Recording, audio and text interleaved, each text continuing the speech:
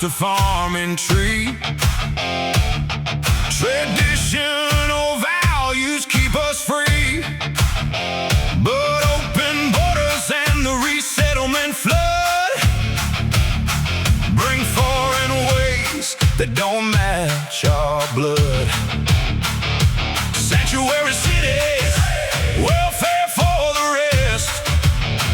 While Mainers struggle, they put foreigners first. Maine first, stand and defend. Put Mainers first till the very end. No more invasion of values that clash. Merit-based borders protect our land and cash. Parents take the schools, patriots rise high. Fact check the lies under Maine's clear sky. Maine first project org, join the fight today. Restore the way life should be, the Maine first way. Without much delay, let me bring in the one, the only, Mr. White. Mr. White, how are you doing today? Hello, sir. Hold on 1 second. I just woke up. Like, I literally just woke up, dude. Everybody, this is the legendary Mr. White, Crucible Coom Tunes, the artistic mastermind behind it all, right here on the Avarice Show. It is a pleasure to have you here. Good friend of mine. We got along because our love for DC comics and artistic. He's Mr. White is just an amazing all-around guy. He has he has not only an artistic vision, but an artistic knowledge of history. It's an amazing. He has an amazing history of knowledge. He has the funniest one is one of the conversations I had with Mr. White, and I know I'm tangenting here, but I'm going to put him on the spot. Was I was talking about movies. We were talking about one of the movies that started with stop animations, and we were talking about like, you guys, what movie is like the movie that started the animations for stop? And it was Journey to Mars, and Mr. White picked it up right away. He already knew it was Journey to Mars. It was an immediate friendship there. We had it going. We're like, so immediately started about production. So it's always fun. Mr. White, anything you'd like to add before we get started? Yeah, I'm trying to find my coffee. Hold on. All right, get coffee started. Yeah, I woke up this morning with like really bad tinnitus. Like really bad tinnitus. And I started freaking out. And I kept telling my whole family, like, shut the fuck up. I can't hear anything. And I was pacing around my house. And then, so like I still have some bad tinnitus. That's because of all the time I have to spend with headphones on my head at like full blast mixing shit. But don't gas me up, dude. What do you mean? Your comics are fantastic. Everybody knows it. Everybody loves it. Speaking of your comics, let's hop into one. Okay. See what a real tough guy is. Oh, okay. Here we go. How do you want to do this? Everyone's gonna see what a real tough guy is. Well, so here's what we're gonna do. So we're gonna tell you when to pause, and then I can kind of tell you what's going absolutely. on. What do you want to do? Absolutely. So I'll bring down the volume just a little bit, and you can give me the go ahead when you want me to stop, and you can go ahead. I'm muted. You can't hear me? We're gonna hit pause, and when we what a wonderful start. When you want us to pause, can you not hear? Can you hear me now? I still can't hear you. Can't hear me. All right. Interesting. Hold on. How about now? You need to check your mic. Can you hear me, Emmett? Yeah, I can hear you fine. It's Mr. You need your headphones. Mr. White. All right. I'll be right back. All right. It's a We'll give Mr. White 1 second. While we have this issue, let's go ahead and let's just play another clip.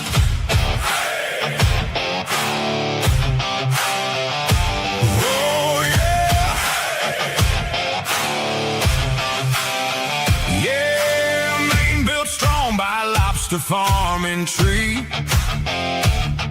Traditional values keep us free, but open borders and the resettlement flood bring foreign ways that don't match our blood.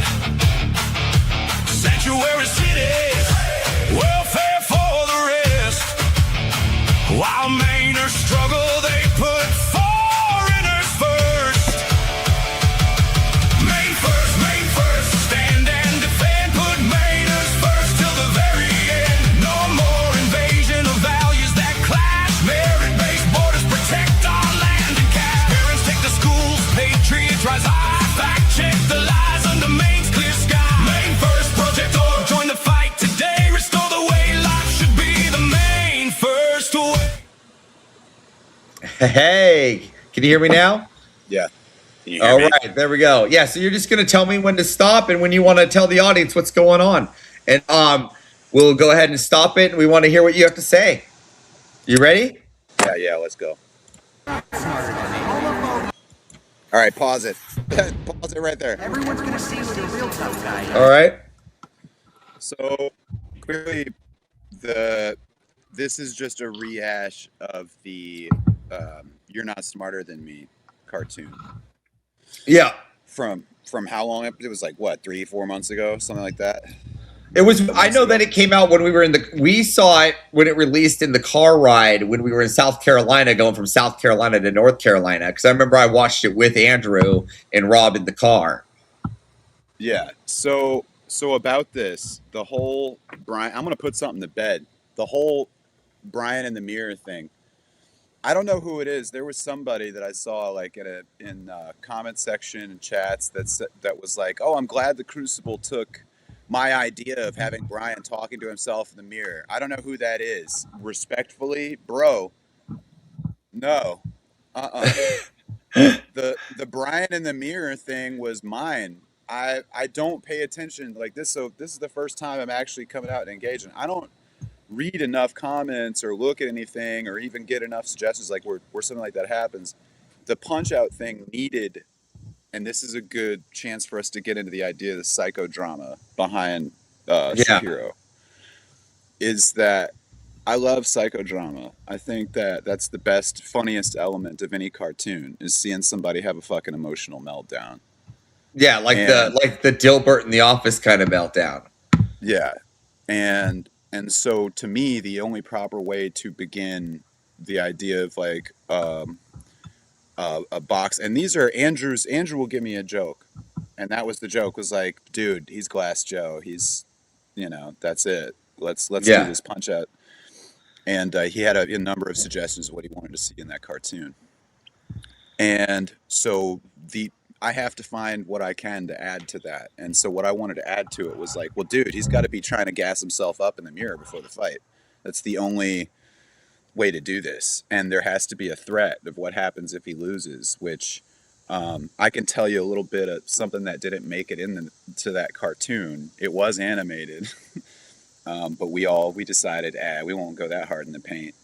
Was that after the landlord tells him, if you lose, God forbid you lose, that afterward he slaps Brian on the ass. He misses that. All right, let's push through. Let's see if we can find your little hit bits in here. And it's not you that's smarter than me. Rob, who do you think I am? You're the cartoon. You've always been the cartoon. Mushroom gobbler. You're a mushroom gobbler. Okay.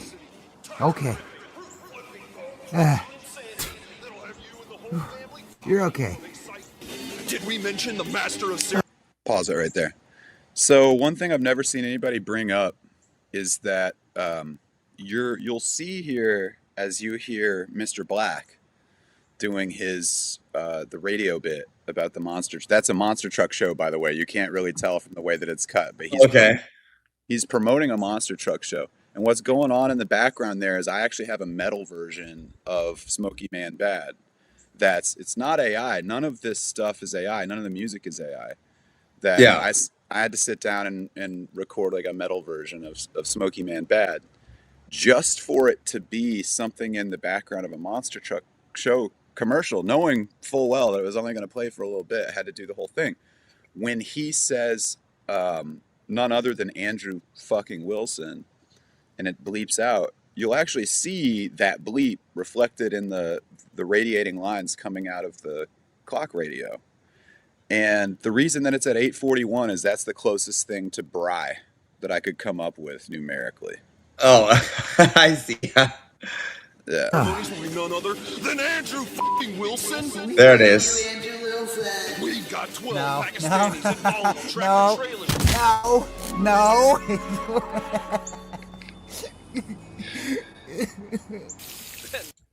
Now, this is the first thing that was brought to my attention.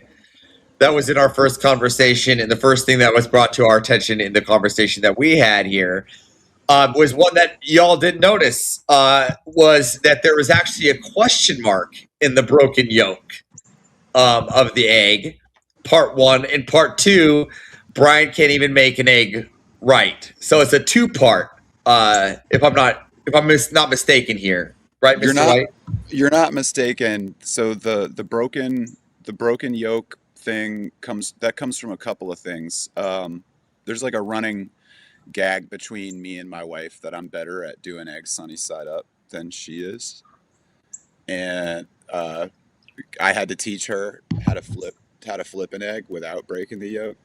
Yeah, and so that's like simultaneously kind of a dig on my wife.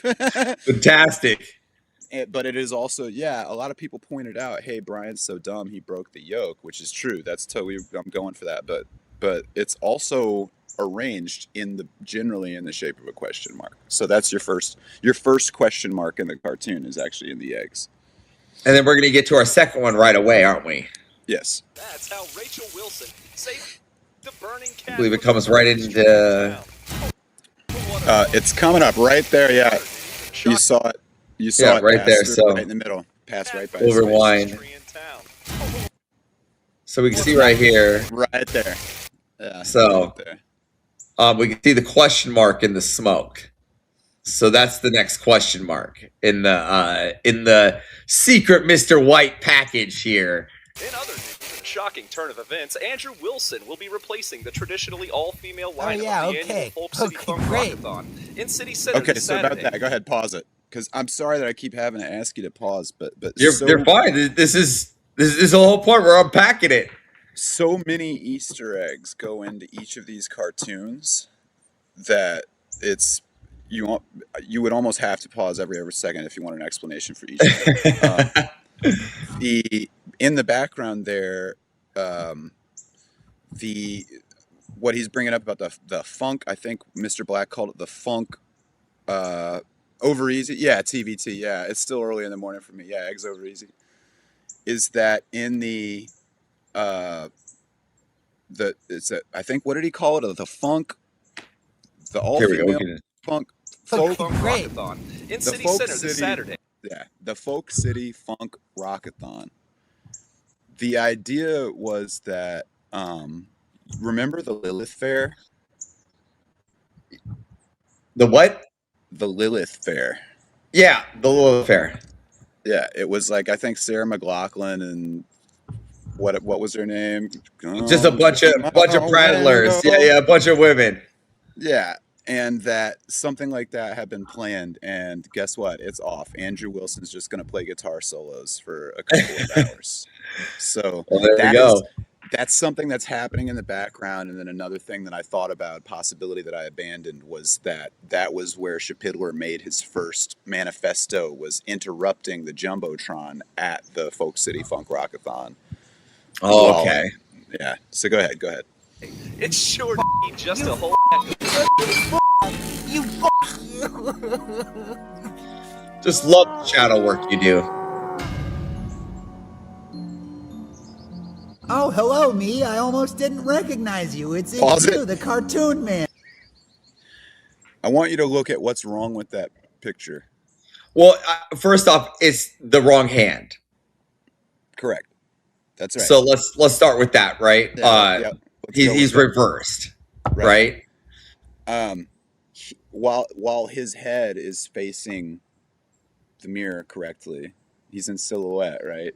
And then that hand, so there's a reason why that's incorrect. And this is one of these times that you get into something where it just becomes necessary for animation more than anything. is that that's not a mistake. This is a matter of necessity. If, for instance, like when someone goes to take off running in a cartoon and you see their legs do the wind up before they take off, you know, like Flintstones or something like that, right? These are Roadrunner. Yeah, these are things that don't happen in real life, but they're done because animation is sold a lot on the exaggeration, because you have to exaggerate practically everything, right? Yeah. And the reason why you see the wrong hand there, while I could say, hey, that's an artistic decision to foreshadow the fact that what he's seeing in the mirror isn't reality to begin with, I'm not going to do that. I'm not going to bullshit you.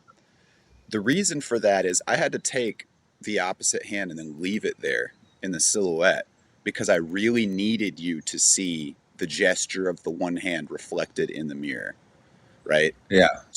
Without that, it didn't look right.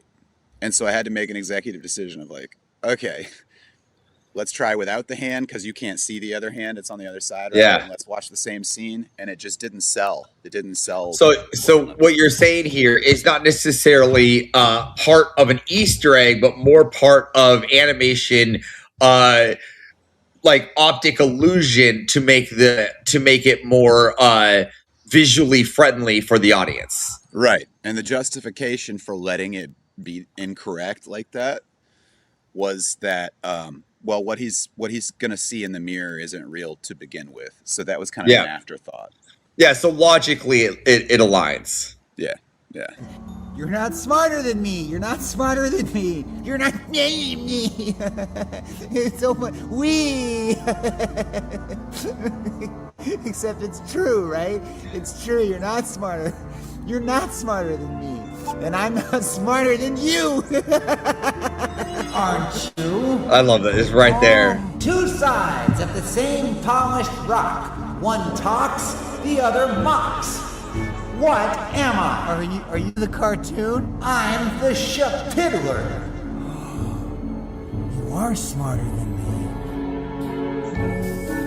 All right, so here's where we get into some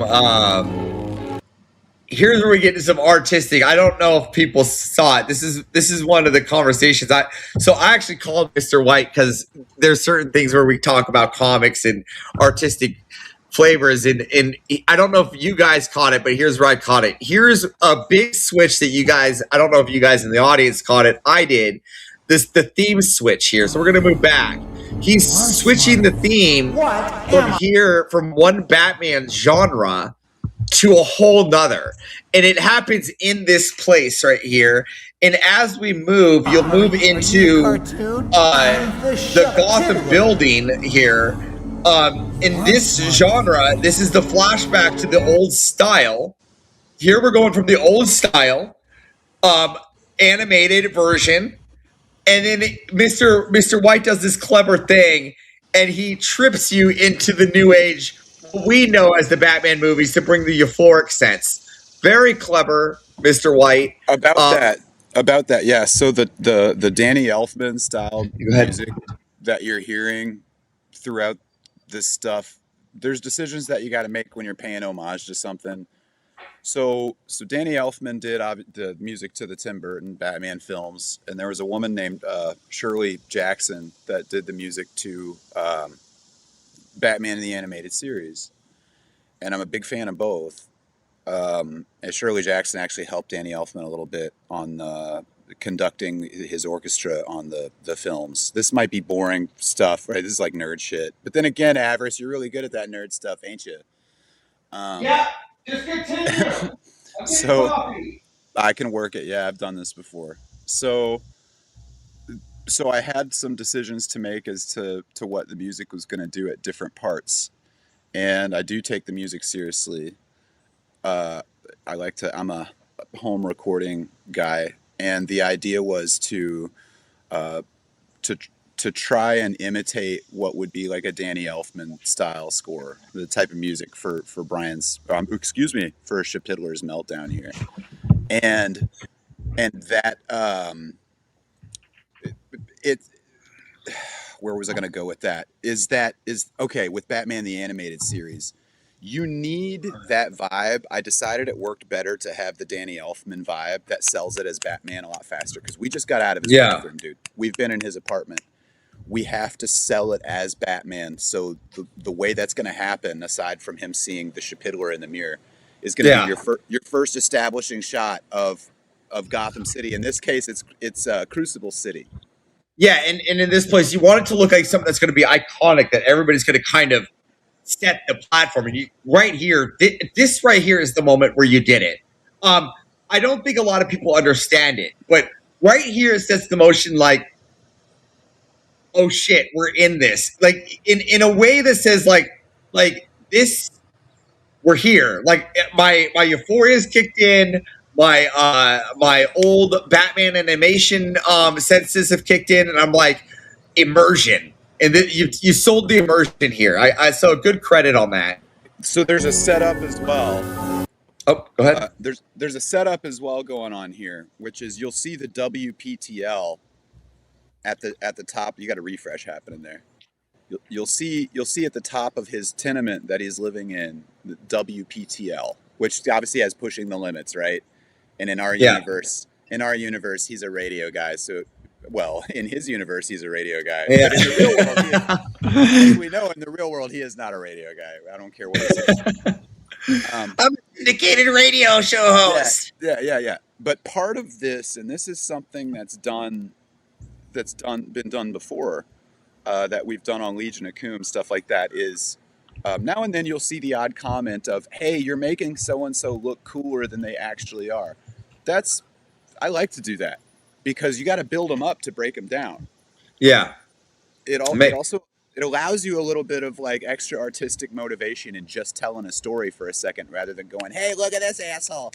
It lets you build the story up. So that was a setup in that background to put WPTL on the top, because then I knew ahead of time, dude, when he snaps, you got to have the neon sign gag, which you'll see here in a moment. And one last thing before you move forward is that when the boss man and I were talking about the look of this thing, he was keenly aware of even how the background paintings were done on the original Batman the Animated Series show.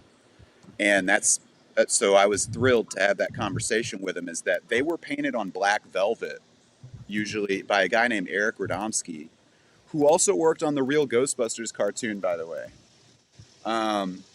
I love your name drops. They always make me just feel so good, because you're just, that's why your nerd intelligence just is, it's a breath of fresh air for an avarice like myself. I know that you like that kind of stuff. That's why I'm bringing it to you. So like, and Eric Radomski also did the backgrounds on Spawn as well. Spawn the Animated Series. So he had a method which was to take black velvet and then airbrush over it. And the way he would do that is he'd tape things off. So I knew that I had to do it exactly the way that it had been done. Now, of course, this is being done on a tablet, right? The budget would be through the roof if I was doing all of this with photography and actually doing physical paintings, right? So when we say these are hand-drawn and hand-painted, they are, but what that means is it's being done on a massive tablet, right? Yeah. So instead of having to tape something off and then take your airbrush and paint that in to get the shape, instead you're just doing alpha locks and stuff.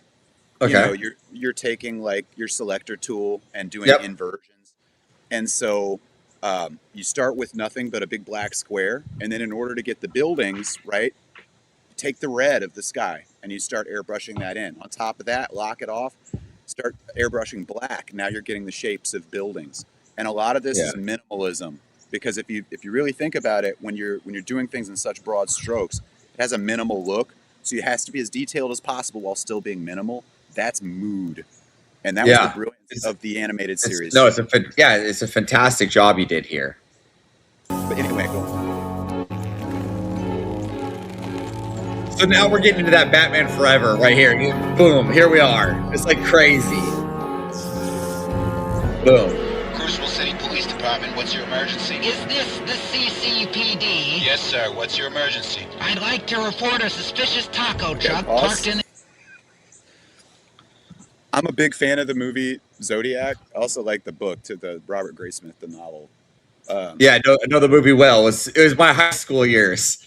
Yeah. So like I don't know if you remember that sweeping shot, and maybe I'm making this up in my head. I'm pretty sure it was in there. There was a sweeping shot of like San Francisco while you're hearing the call from the Zodiac to the Chronicle or whatever. Oh yeah. I always think this when I see you sweeping like this. I always think of Hackers when they're doing and that Halcyon on and on song that Yeah. me. I always think of that when I get that landscape view, things. Good reference. The alleyway Yeah. next to the Museum of Broadcast. So as you can see here, your little play on for his broadcasting. So That's a whole just so that radio right there, I took a photo of a Victrola radio that I own and just painted over it. I needed the building to look like a radio, so jukebox. Okay, is that the one on 49? It looks illegal. It's probably illegal. Why does it look illegal, sir? It's parked in a haphazard way, and I think that there's illegals inside of it making delicious tacos. Okay. How's that? Sir, I think you should send Detective Noor. we've got a unit on the way, sir. Thank you. Bye-bye. the phone that he's using there, the cell phone, the reason why it could not be a smartphone is I felt like that broke immersion a little bit too much from it being. No, I like that it was kind of older. It kind of felt like it was more in 1990s animated. It was I like that. And it was also easier to sell because the shape of a smartphone, it's so thin. You know what I mean? Oh, okay. It doesn't translate as well in animation, so that's why I went with that. Let the shapiddling commence. Bienvenidos al Camión de Carne del Señor Shapires. What do we have here? Quesadilla. And remember, don't I think we'll get closer. We'll do it when we get closer. free. God bless our men and women in law enforcement. Free quesadilla? All right, so here a lot of people missed some things, and I wanted to point it out. So the menu, a lot of people missed. Now, if you look right at Rob's beard there, you'll see Owen's found is number 33. So you want to talk about your fun artistic values here, Mr. White? Yeah, this was well before the great debate. You'll notice that the first two numbers are 9/11, and so the reason for that I was doing that is it was kind of an accident. I started listing the actual food items that he, some of the genuine food items that he might have, tacos, carne asada, etc. And one was 9 sensibly, and the other one sensibly seemed to be like it would be 11, and then I went 9/11, and then I went 33 Candace Owens. So yeah, that's if you you might get a better. I think when he steps back, right, when he's like, "You're gonna hurt yourself," you can see that more. But it's well, let's see if we get there. About to be my. Oh, and there we go. Candace Owens suspicious. Found suspicious number 33. Yeah. So there it is. There's a Easter egg edition for a lot of you that missed it. A lot of you that missed it. Stomach. Feeling peckish, Detective Noor? Oh, shit! Why would a one-legged spider try to kick the warts off of a pickle? Come on, stop what you're doing. You're gonna hurt yourself. Because f*** you, Rob Noor. F*** you. Ryan. You f***ing shitter. Ryan. You retro gobbler. You f***ing gobbler. Go back. Ryan. Go back a little bit. So everyone has missed the booger in his note. There we go. That booger. Okay, the booger. Right there? Yeah, he's got a cry booger. Yeah. Probably about maybe 15 frames, 20 frames through there. I was waiting for somebody to go ahead. And did we pass the bow tie already, or are we still on that?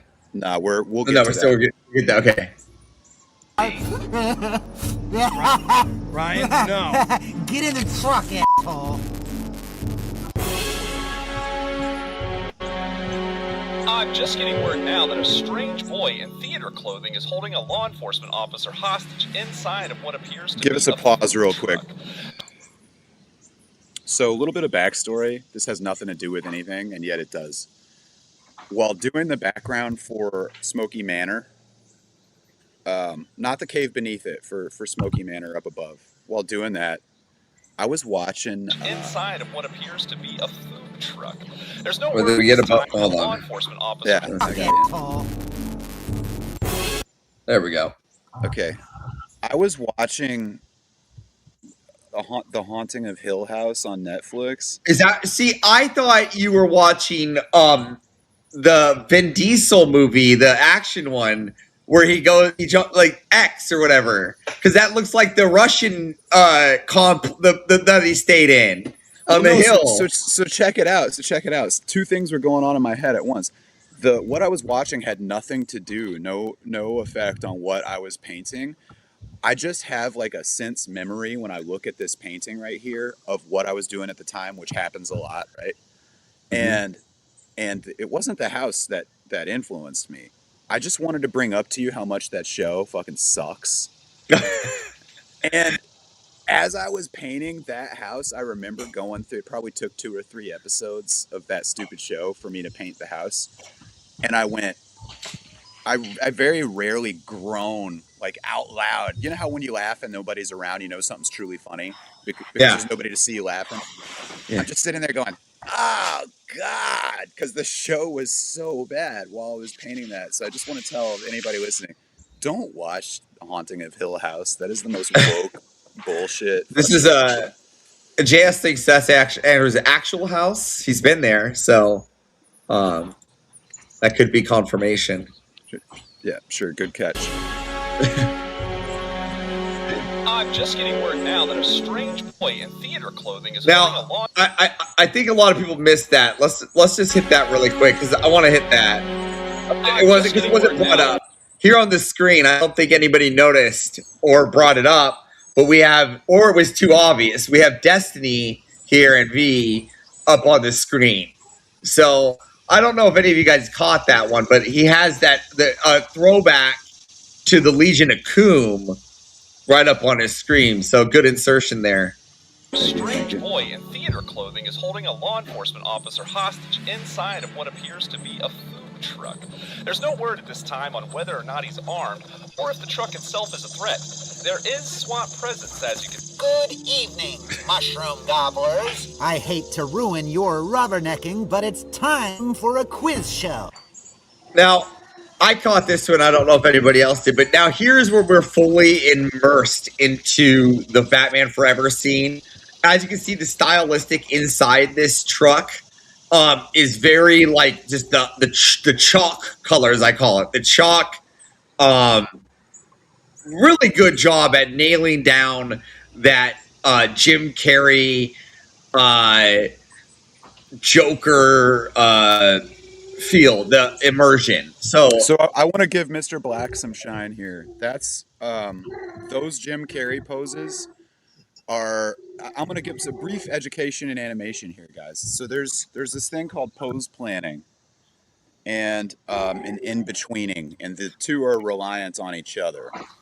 Now, typically the animation director does the pose planning, and he has an in-betweener who's a guy who goes in between these more dramatic poses, which is just about what the animation director has time to put together. And then, so an in-betweener will go in and do all the in-betweens. And what an in-between is are the frames in between these more dramatic poses. So we did the reverse on that. I told Black, I was like, dude, do the pose planning on this and give me a sheet. Give me a one sheet that has 6 or 7 different dramatic poses, and let's really lean into the Jim Carrey because Mr. Black and I both really love the Jim Carrey Riddler a lot. Yeah. And so he gave me this fantastic sheet that had all of us laugh. So I just want to give Mr. Black some credit there for his very hard work. Big shout out to Mr. Black. I'm a very close friend with Mr. Black. Me and Mr. Black's family, really good friends. So and so let's give him a big shout out too. Really good job on the poses. So shout out Mr. Black. Yep. Indeed, nailing it. Oh, and the PTL. The PTL, it's a question mark, so it's questioning the limits, because instead of a P, it's a question mark. That might be more obvious, right? Oh, hey, yeah. Question the limits now, Yeah. everybody in the corner. Hitler. Shapidler? The master of mysteries Shapidler? and the emperor of enigmas. What is with the outfit? Shut up. What are you trying to do? Shut your mouth, Mommy. I mean Detective Noor. Yes, Detective Noor will be my corpulent captive for as long as it takes until my questions are answered. But these queries are not for you tittering TFS-afflicted troglodytes at home. No. I have questions for the Smoky Man. So help me Such a good job. So this is a throwback to the. Go ahead. This is a throwback to the original card that Enigma sent to Batman. Really good throwback. Go ahead and speak on it. So- It's your baby. So the first thing I want you guys to notice is the booger in the top right. That was painstakingly painted. That's kind of a callback to Brian constantly crying. Once again, I think Brian crying is just one of the funniest things in the world. And I like to do the pink eye with the water line at the bottom of the eye, like stuff when I'm doing Brian. And so I had this thought, like, while he was putting this together, he had to have been still in a state of mania and crying, right? So Yeah. some of his snot is there between the curtain and Smoky Man's head there. Yep. And that probably took about 20 minutes to paint it enough to make it look realistic. That's the girl holding the mushroom behind him is from an old Clabber Girl Biscuits advertisement from like the 1920s. It just felt like it suited Brian's state of delirium while he's putting this together. And that mushroom in the grass there to the top left came out of my own backyard. And then of course you probably would notice the "You're Not Smarter Than Me" with of course, in the bottom left. Yeah. And so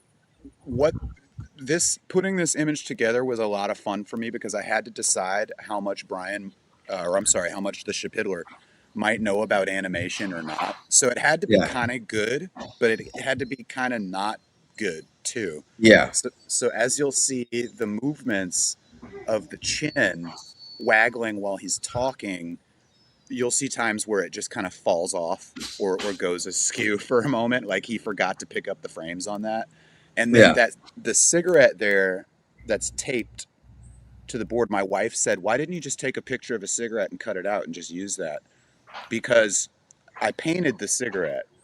And she was like, "Well, if you were if you wanted it to be so photorealistic, why didn't you just take a picture of a cigarette and just go that way?" I don't know. That's a little bit of tardation on my part. Just under the pressure of getting it done. Yeah, but as you pointed out, to get back to the Batman Forever thing, these were the kinds of riddles that the Jim Carrey Riddler was putting together, were these really elaborate newspaper cutout, kind of like artistic things that he was doing. So that's definitely a callback to that. Solve your riddle, bro. Then it stands to reason that you're police detective, Noor. Oh, there's the cut. You chain-smoking chapper of asses, and I'll answer that in a moment. But first, let me say this. I don't know if anybody caught this. I just want to catch it one more time for you guys. This beard is an upside down question mark. I just want everybody to catch that. I don't know if anybody caught it, but the beard is an upside down question mark. Just so we're clear. This. I am a bird, neither seen nor heard. Now, we all know what this is. This is a throwback to Shapiro's little dick syndrome. And one time at band camp, I suck Trump's dick. Yeah, so thank you. And you know that he wants all of you guys out there, you got to be careful, because he does want a piece of you. I just want to blow all the Crucible fans. See, that right there, Avarice, that shit right there is what I'm here for, brother. Yeah, right. Try solving that, little Shapidle. You have 24 hours.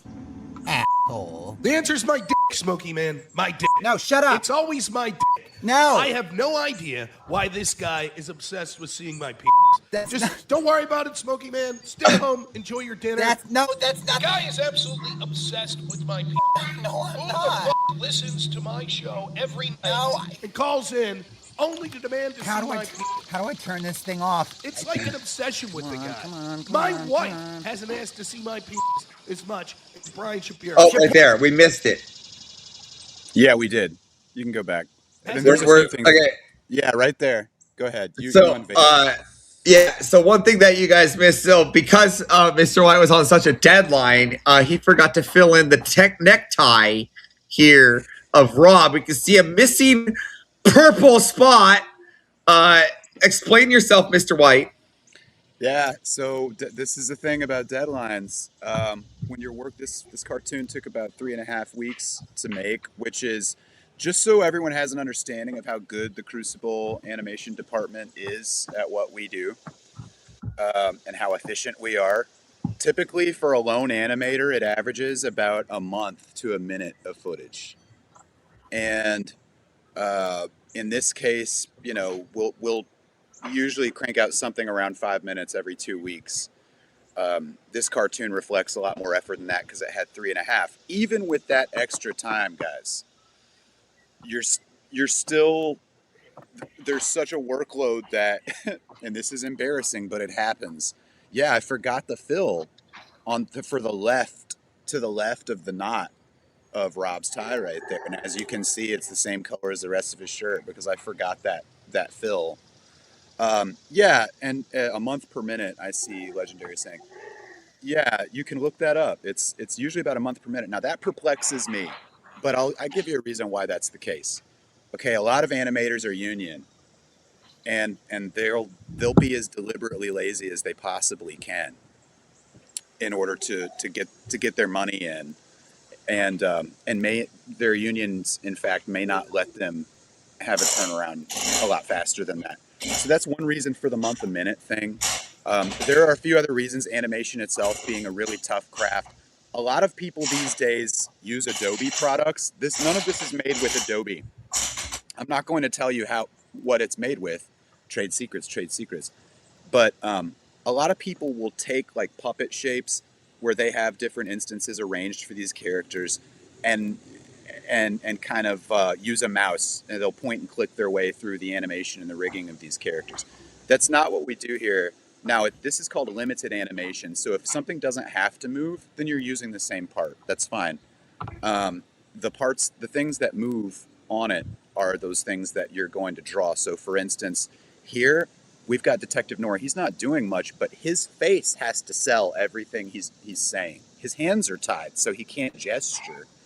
And so I think a lot of selling these is taking the dialogue and having the proper facial expression for every little thing that they say, and try and pick up on the nuances. What's the word? Verisimilitude, the human expression while they're saying something. So if Rob rolls his eyes here, that's because that moment was deliberately chosen. Like, well, if I were saying this, I would roll my eyes, and so you would want to reflect that.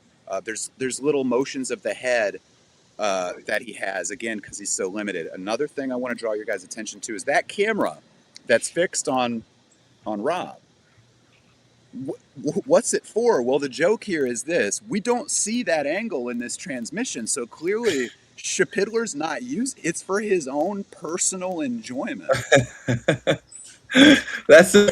Actually, I didn't even catch that one. Good little piece right there for everybody. We do not actually get the angle of that camera. In order to sell that joke, which I guess this is just me overdoing shit. In order to sell that joke, I even made it clear that there's old AV cables sticking out of the back, wrapped around the HDMI cable to imply, oh, he went the extra effort to take an old DV camera and then use a tap. So, show me your penis, Rob. Yeah. To see my penis as much as Brian Shapiro. Shapidler. Shapidler is the most desperate person I've ever seen. The reason he's constantly obsessed with me and Smokey Man and all these other people is the guy desperately wants friends. It's one of the most pathetic things I've ever seen. This isn't part of the broadcast. He's constantly going on about how, I'm friends with Jack Pasabin, and I'm friends with Mike. So here, as we can see, there's a bunch of stuff. I don't want to get it. Everybody, it's all here. Upsetty Spaghetti, the Case Tavern, Atlas Roast Beef. There's a lot of stuff here to dig out on your own time. This one has a bunch of obvious cues. We don't need Mr. White here to walk you through it. If you guys can't pick out this specific ones, go watch Andrew Wilson. I just want to tell you my favorite though is Atlas Roast Beef. Oh yeah, that was a good one. With the motto of "It matters." It matters. Oh, but I forgot. He's a syndicated I am radio a syndicated host. radio host. All about respect. Respect, Rob. Show me your Rob. It's about respect, Rob. No, it is about respect, Rob. Shut up, Rob. Shut up, Rob. That's what we're doing now? I used to believe this guy's ever Because done it's one the Rob North Show. successful in his life. Turn off. No, it's the Avarice Show. No. Hey, pause it. I was thinking about. So you were in my mind when I did that. That's no shit. Yeah, we need the Rob's sidekick, right? You know? It's the Rob North Show. I don't know why I like to do that with this character. I think there was another Rob North in the previous one. In the You're Not Smarter Than Me. I don't know why that clucking out is something I'm really fond of doing. It's kind of a manic energy when you just give up, you spur. Everyone else is the problem. But that was in my head was the Avarice Show and all this stuff. This guy managed. I can't turn this off. I can't turn this You off. heard it here. He was thinking of the Avarice Show, people. Please turn off your television. Sad, Please. pathetic, stupid, and ugly as this motherfucker. All right. So is this where you want to point out the inside of the truck, or did we already get through that part? No, you could go ahead. I don't know what you got for that. Oh, shit. Piddler. Piddler is I'm a syndicated radio host. all about respect. I used to believe this My guy bad. had This is one the Rob thing North Show. successful in his life. Turn off your riddle for you. How the fuck is this guy managed? I can't turn He this gets way off. out of I can't turn this existence off. in some sort of So online space. please And turn off someone your as television. Sad, Please. pathetic, stupid, and ugly as this motherfucker. I'm done. I'm done. I want to go home. All right. Now I want to go over it. So I'm not going to point them out because anonymity, but each officer here represents a member in the Foundry. So I think that's fantastic. I think it shows that Andrew cares about all of the people that is in the family. He cares about, family in the group, in the Foundry as a whole. He cares about us all. Even like the Foundry mods, people that like really aren't in the limelight for you guys. He even shows a way to display them. Get to know everybody in these pictures in the Foundry. Each and every single person here is a friend of mine and a really good stand-up human. Once you make it in Foundry, they'll make it pretty obvious to know which one's who. So, but these are after you finish, I have something to add to that about Big. No, go ahead. Well, the cartoon's almost over. Just let it roll. Okay. Roberto, esto es para ti, porque eres un devorador de setas. Sí, solo. So there we have it. Yeah. So first, by the way, quick remark about that song. Rachel knows the lyrics. If you know, you know. Of course, they're all in Spanish. Yeah, that's me singing it. I saw somebody ask if that was the boss man singing it. It's me, and the lyrics are very simple. They're just insulting Rob, and so it's more fun for me to see who knows Spanish and can translate those lyrics. Sorry, my wife's trolling me. So Okay. one thing One thing I do want to troll you about here, though, is we want to talk, since we are pro Normal America over here at the Avarice Show with Rob Noor, we want to talk about why the Crucible staff did not provide Rob, after this long and vigorous hard work, his Casey Barra, which we have confirmed he did not receive. Okay, I had it for him. So the day after we dropped this cartoon, I went to one of those hipster style, like, have you ever seen a food assembly before? It's kind of like a dedicated food court just for startup restaurants. There's no It's a food court without the mall. It's a very hipster, millennial bullshit kind of a thing. Okay. And so they've got a place with really great quesadillas over there. And so actually for Rob, I went and I had a couple quesadillas. Oh, so you ate it on his behalf? I ate the quesadillas. Oh, well, maybe that's the best. He could lose a few pounds.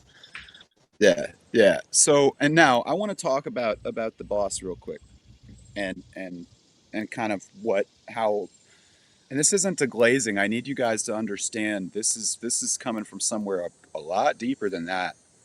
Now and then, people will make the remark about how rare traditional animation is these days. And people use the word nostalgia a lot. And we're in an age where there's so much AI slop, and not that it doesn't have its use, right? Like, but when it comes to something like putting your mind to putting together a gag, like a cartoon, like a feature or something like that, okay? A lot of people lament the advent of AI in the entertainment sphere.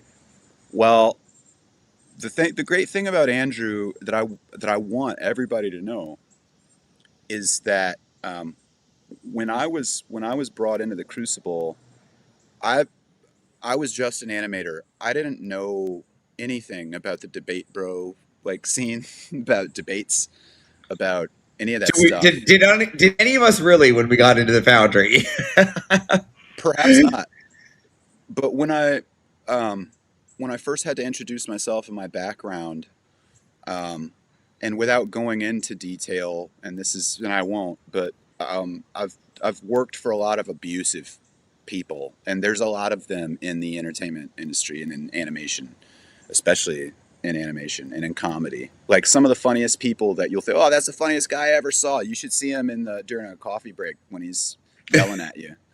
You know, that guy's not real funny at all. And so I had been through a lot of abusive experiences as a writer and as an animator.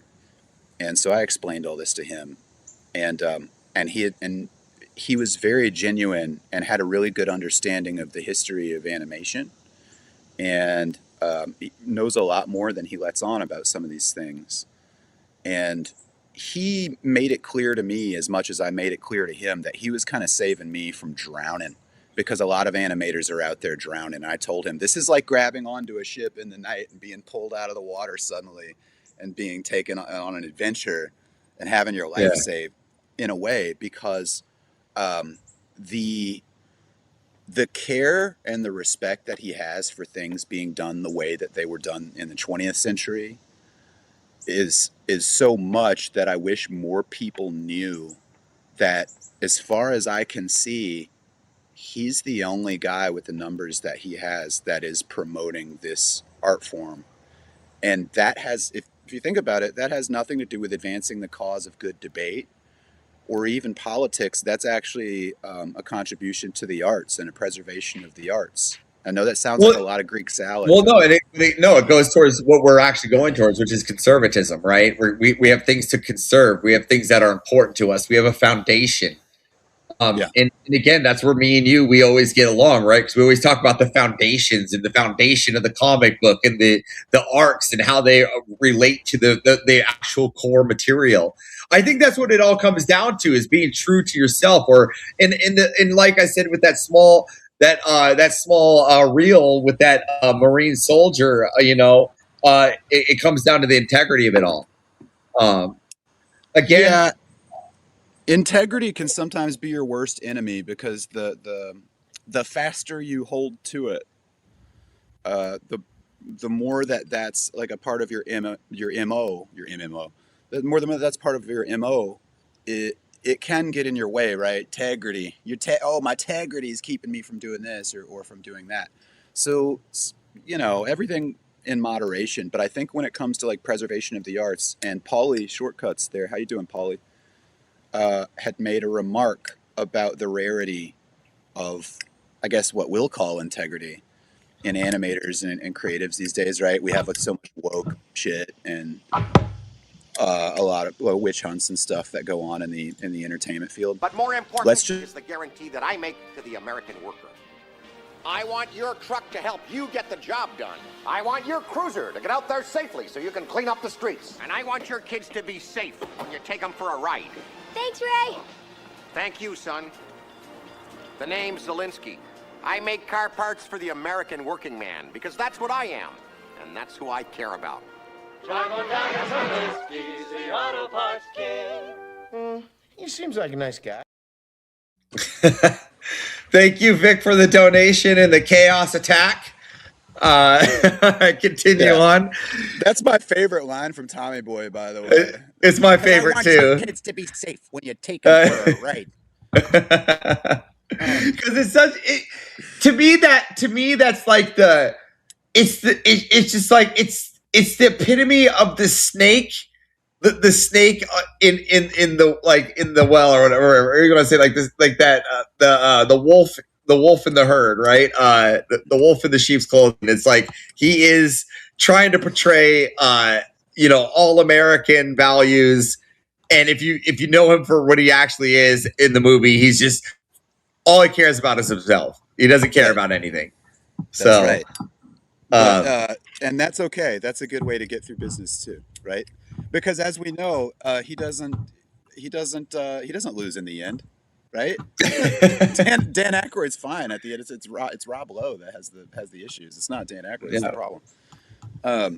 But yeah, I want to make it clear that it's really cool to see Andrew actively wanting to add, and this sounds like Greek salad. I promise you it's not. It's really important to add to the culture, to like, and this is a distinctly American thing in my eyes anyway, and to preserve it and even bring it back, like resuscitate it a little bit. And so for everybody that enjoys it, I just want you to know the motivations behind that. It does come from like we care, huh? We care. Yeah. Well, it did. This has been a pleasure having you on. Yeah. I'm pretty sure the audience love to have you. We'll probably love to have you back if you want to come back for some more Avarice Show when more cartoons release. Yeah. Subscribe to the Avarice Show. Support this man.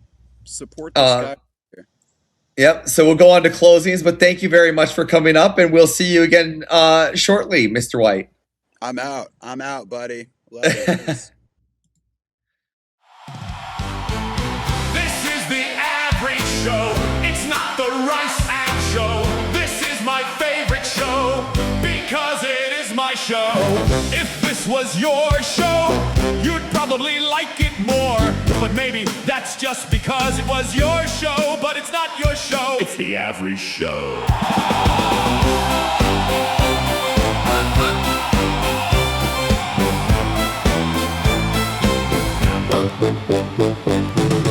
This is the Avarice Show. It's not the Rice Act Show. This is my favorite show because it is my show. If this was your show, you'd probably like it more. But maybe that's just because it was your show, but it's not your show.